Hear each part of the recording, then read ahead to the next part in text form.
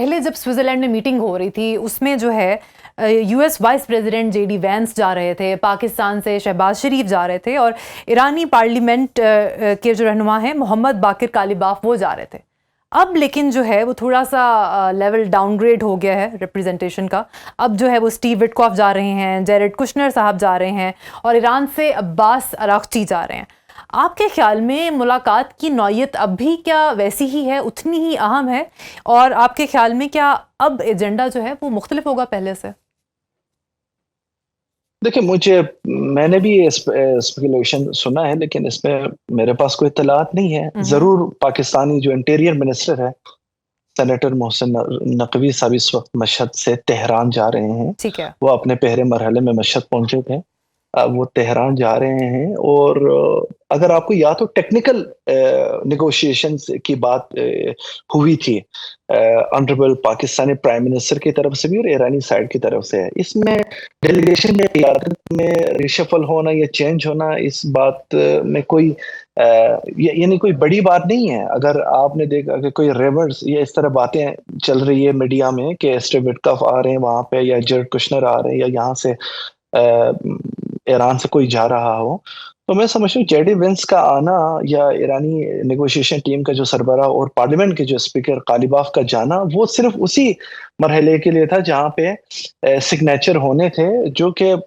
Eventually وہ virtually electronical sign ہوئے دونوں صدور کی طرف سے. بالکل. تو اس کے بعد دونوں فریقین نے بھی کہا کہ جب دونوں پریزیڈنٹ نے اس پر سائن کیے ہیں تو وہاں پہ ان پرسن میٹنگ کی اب ضرورت نہیں پڑی. اب نیکسٹ اسٹیپ جو ہے نا ٹیکنیکل نیگوشیشنز کے لیے ہیں. تو میں سمجھتا ہوں ٹیکنیکل نیگوشیشنز کے لیے جو پہلے رویے تھے وہ فارن منسٹر عباس اراغچی صاحب ہی لیڈ کرتے تھے. اگر آپ کو یاد ہو گزشتہ سال اسی فروری میں جنگ سے پہلے جب ٹیکنیکل ٹاکس چل رہی تھی جنیوا میں, تھرڈ راؤنڈ, 2 ٹاکس تو مسقط میں ہوئی تھی, تو جنگ مسلط کرنے سے پہلے عباس اراغچی صاحب ہی اس سے ٹاکس کو لیڈ کر رہے تھے. ٹھیک ہو گیا. تو آئی تھنک اگر پاکستان اس بات کی ضمانت دے ایرانی سائڈ کو کہ امریکہ اسرائیل کو لگام دے گا آنے والے دنوں میں, یا کچھ ایسی ڈیولپمنٹ آ جائیں, ضرور یہ مذاکرات ہونے چاہیے, کیونکہ دونوں فریقین چاہتے ہیں کہ خطے میں امن و سلامتی ہو. بالکل. آپ نے بھی بات کی کہ سید محسن نقوی جو ہیں, جو پاکستان کے انٹیریئر منسٹر ہیں, وہ مشہد سے جو ہے وہ تہران جا رہے ہیں. آپ کے خیال میں کیا ایجنڈا ہو سکتا ہے اس میٹنگ کا؟ دیکھیں, پاکستان ایسے میڈیٹرز وہ کوشش کرنا چاہتا ہے کہ یہ پروسیس کسی بھی بہانے یا کسی بھی وجہ سے سٹاپ نہ لگ جائے اس کے اوپر. ٹھیک ہے. سیز فائر کے سیکنڈ آئی تھنک اٹمپٹ کے بعد اس کو ایکسٹینڈ کرنے میں, اگر آپ نے دیکھا امریکہ نے ایک بار پھر ایران کے اوپر یونیلیٹرل اٹیک کیا تھا جنوبی کوسٹل لائن پہ, جس کا ایران نے بھی اپنے حق دفاع کا استعمال کرتے ہوئے جواب دے دیا. کچھ خدشات ظاہر ہو رہے تھے کہ نیگوشیشنز بند ہوں گے یا ایم او یو تک پہنچنے کا بہت لمبا راستہ ہے, لیکن پھر بھی پاکستان نے ہمت نہیں ہاری اور اس کوشش کو جاری رکھا. اس وقت بھی پاکستان کی ملٹری اور پولیٹیکل لیڈرشپ کی نمائندگی کرتے ہوئے منسٹر نقوی صاحب as my opinion وہ دوبارہ اسی کوشش کو جاری رکھنے کے لیے اور ایرانی قیادت کی جو نقطہ نظر ہے جاننے کے لیے وہ گئے ہوں گے. اور آئی ہوپ اس میں ایک ایگریمنٹ ہونی چاہیے. اگر یہاں پہ اس مرحلے میں بھی obstacle ہو یا اس میں سسپینشن آ جائے تو نقصان مجھے نہیں لگتا ایران کی ہو, کیونکہ ایران نے الحمدللہ بٹل گراؤنڈ میں بھی اپر ہینڈ رکھا. اور یہ جو نیگوشیشن میں آپ نے اگر یہ جو 14 سے پوائنٹس اگر آپ پڑھ لیے ہوں گے, آپ نے ضرور اس میں اسٹڈی کیے ہوں گے, تو اس میں ایران سے زیادہ امریکہ اس میں ایران کے مطالبات کو تسلیم کرنے پر مجبور ہوئے ہیں. تو اس میں میرے خیال میں پاکستان کا اہم کردار ہے موجودہ ہرڈلز کو ہٹانے کے لیے. لیکن میں سمجھتا سب سے کی ایشو لبنان ہے اور اسرائیلی جارحیت کا خاتمہ اس میں ناگزیر ہو. بالکل ٹھیک ہو گیا. بات کرتے ہیں اسرائیل کے ایک سیاسی پلوئے کی. Iran nuclear agreement review act INARA اس کی بات کرتے ہیں. بیسیکلی ویورز کو بتاتے چلیں جو اس بارے میں نہیں جانتے کہ 2015 میں پاس کیا ہوا ایک امریکی فیڈرل لا ہے جس کے مطابق کوئی بھی امریکی پریزیڈنٹ ایسی کوئی قرارداد نہیں پاس کر سکتا جس کے میں جو ہے یا نیوکلیئر ویپنز کی بات ہو یا اس میں سینکشنز کی بات ہو. وہ تب تک پاس نہیں ہو سکتی جب تک جو ہے کانگریس اسے اپروو نہ کر دے. کچھ پرو اسرائیل گروپس جو ہیں وہ اس کو انووک کرنے کی کوشش کر رہے ہیں. آپ کے خیال میں اس کا کوئی اثر ہوگا میمورینڈم آف انڈرسٹینڈنگ پہ یا جو ایونچوئل جو پیکٹ سائن ہونا ہے اس کے اوپر؟ دیکھیں، امریکہ کے اس سال یہ ایک انتخابات کا سال ہے اور ہم سمجھتے ہیں کہ ڈونلڈ ٹرمپ صاحب اپنی جو سو کالڈ کامیابی کو برقرار رکھنے کے لیے ہر وہ کوشش جو ان کو ناکام بنانے کے لیے پیدا ہو اس کو کانٹر کریں.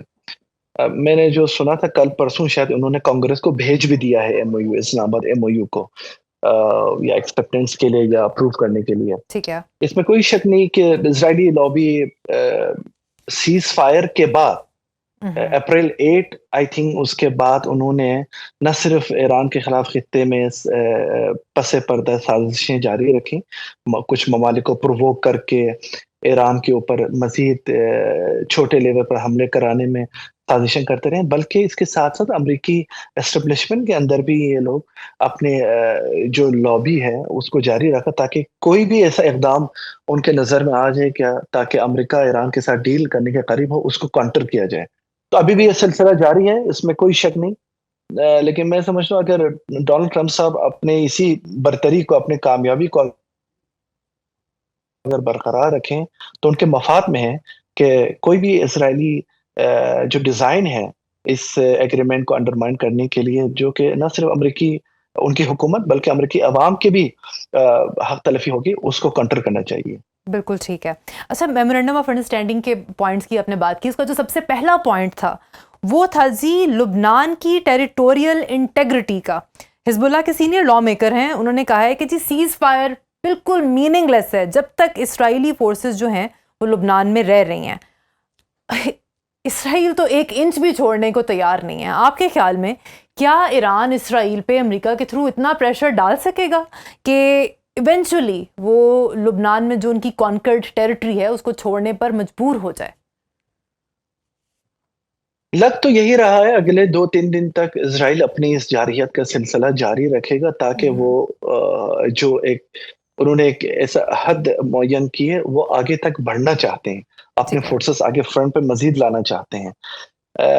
ان کو بہت ہی دشوار ریزسٹنٹ کا سامنا ہے حزب اللہ کی طرف سے، اور جب تک اسرائیلی اپنے اس موومنٹ کو وہاں پہ کنٹینیو رکھیں گے تو ان کے خلاف اسرائیلی حزب اللہ کی ریزسٹنٹ بھی اس کا سلسلہ جاری رہے گا. لیکن اس میں یہ ضرور ہے کہ ہمیں دیکھنا ہوگا کہ ڈونلڈ ٹرمپ صاحب اگلے 2-3 دن میں ایک طرف نیگوشیشن پروسیس کو بچانے کے لیے کیا وہ حکمت عملی اپنائیں گے، کیونکہ سننے میں آ رہا ہے کہ انہوں نے اپنے ڈیلیگیشن کو سوئٹزرلینڈ بھیج رہے ہیں. تو یہ ایک نشان، ایک سائن ہو سکتے ہیں کہ وہ اس بار سیریس ہے. لیکن دوسری سائڈ جب ہم دیکھ رہے ہیں کہ اسرائیل کو کوئی کسی کے سنوائی اس کو توفیق نہیں ہے اور وہ چاہتا ہے کہ ملیٹریلی کنکریٹ اور اس بلڈ اپ کو لبنان اسرائیلی ٹیریٹری پر جاری رکھے، بلکہ اس سے آگے بڑھ کر کچھ کرے تاکہ اگلے 2-3 دن میں اگر وہ امریکی پریشر میں آ بھی جائیں تو وہ امریکی ٹرمپ کو یہ کنڈیشن رکھے کہ اب سے ہم سیز فائر رکھیں گے لیکن یہاں سے ہم پیچھے نہیں ہٹیں گے. تو یہ بھی ایک چیلنج ہے، کیونکہ اگر اسرائیل امریکہ کو یہ کہہ کے جنگ بندی پر حاضر ہو تو حزب اللہ اس بات کو ہرگز قبول نہیں کرے گی، کیونکہ حزب اللہ اور وہاں کے جو عوام ہیں، اب یہ الگ بات ہے کہ وہاں کے جو صدر اور پرائم منسٹر ہے وہ انفارچونیٹلی وہ زیادہ تر اسرائیل کو ایکسپٹ کرنے میں تلے ہوئے ہیں rather than going to secure their territory. Yes.